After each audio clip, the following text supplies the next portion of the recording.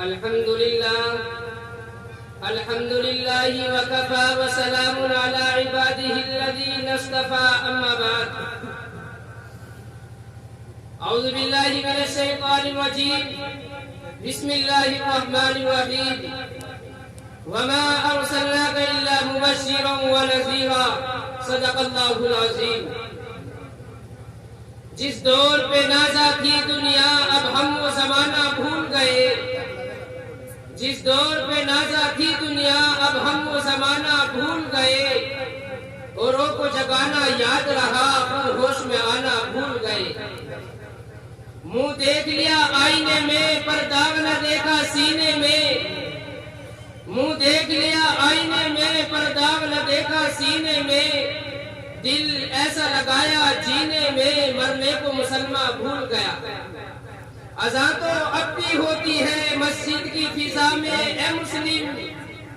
اذان تو اب بھی ہوتی ہے مسجد کی فضا میں اے مسلم. جس ضرب سے دل ہل جاتے تھے وہ ضرب لگانے بھول گئے. حضرات گرامی، مہمانان نظام، مشفق و مربی اساتذہ اکرام، میں اس بزم پربہار میں سیرت نبوی صلی اللہ علیہ وسلم کے متعلق کچھ عرض کرنا چاہتا ہوں، اس امید کے ساتھ کہ میری بات کو بغور سنا جائے. جب اسلام فاران کی چوٹی سے پھیلنا شروع ہوا اور آپ علیہ السلام اپنی روشنی سے دنیا والوں کو منور کرنے لگے تو باطل پرستوں میں کھلبلی مچ گئی اور ساری قوت و طاقت دل و دماغ نور اسلام کے بجھانے میں صرف کرنے لگے. راستے میں کانٹے بچھا کر، پتھروں سے دبا کر، تپتی ہوئی زمین پر سلا کر، آگ کے انگاروں پر لٹا کر، گھر بار چھوڑ کر پیارے نبی علیہ السلام کی آواز کو دبانے کی کوشش کرنے لگے، مگر حق کی آواز روز بروز بڑھتی ہی جا رہی تھی. حضرات گرامی، سن 7 نومبر محرم کا مہینہ ہے. مکے کے تمام لیڈروں نے مل کر ایک میٹنگ کی. ابو جہل نے پوری قوم کو للکارا، کیا بھائیو عربو، جس کو ہم بچے کا کھیل سمجھ رہے تھے آج وہ ہمارے دین اور عزت و آبرو کے لیے طوفان بن چکا ہے. جس دین کا جلسہ محمد کر رہے تھے ان کے ماننے والوں کی تعداد روز بروز بڑھتی جا رہی ہے. ہمیں جھٹلایا اور ٹھکرایا جا رہا ہے. اس لیے عرب کے بہادروں اب پوری طاقت سے آگے بڑھو، ورنہ وہ دن دور نہیں کہ مکے سے ذلیل و خوار ہو کر نکلنا پڑے. ابو جہل کی تقریر نے پوری قوم کو برباد کیا تھا. طرح طرح کی تدبیریں پیش کی گئی. بڑی دیر کے بعد یہ ہولناک تدبیر پاس ہوئی کہ محمد اور ان کے ماننے والوں سے بالکل بائیکاٹ کر دیا جائے. ان سے خرید و فروخت، سلام و کلام، لین دین بالکل بند کر دیا جائے. چنانچہ ایک عہد نامہ لکھ کر خانہ کعبہ کی دیوار پر لٹکا دیا گیا. یہ پوری قوم کا فیصلہ تھا. اس کے خلاف کرنے کا کسی کو اختیار نہ تھا، کسی کی مجال نہ تھی، کسی کی جرأت اور ہمت نہ تھی کہ اس کے خلاف آواز اٹھائی جائے، اس کے خلاف قدم بڑھایا جائے. مسلمانوں کو شیخ ابی طالب میں بند کر دیا گیا.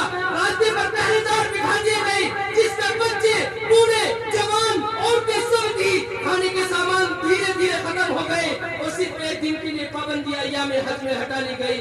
مسلمان گھاٹی سے باہر آ گئے.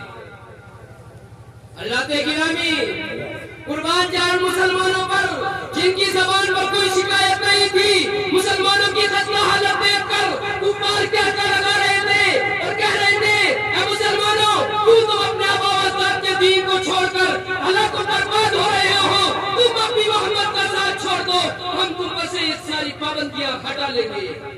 مگر مسلمانوں نے جواب دیا اے کفار سن لو، ہم حق پا چکے ہیں. ہم دربار محمد میں اقرار محمد کر چکے ہیں. ہم پر اسرار محمد کھل چکے ہیں.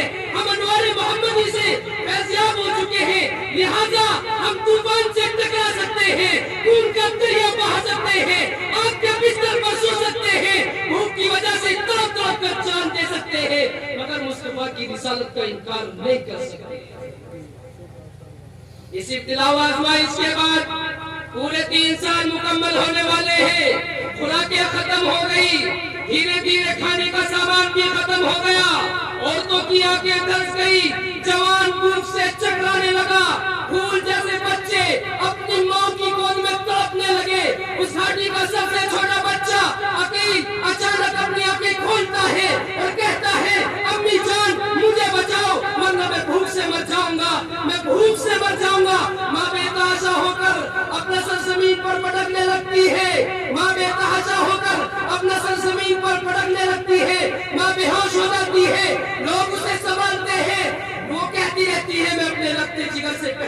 جانا چاہتی ہوں۔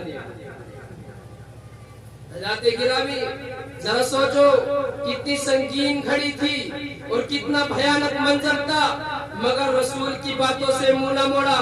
آج ہم بھی تو اپنے رسول کی غلامی کا دعویٰ کرتے ہیں، اگر ہم نماز پڑھتے ہیں، روزہ رکھتے ہیں، زکوٰۃ دیتے ہیں، حج ادا کرتے ہیں، قرآن کے مطابق زندگی گزارتے ہیں، تب تو واقعی ہمارا دعویٰ سچا اور پکا ہے، ورنہ ہمارا دعویٰ باطل اور بیکار ہے۔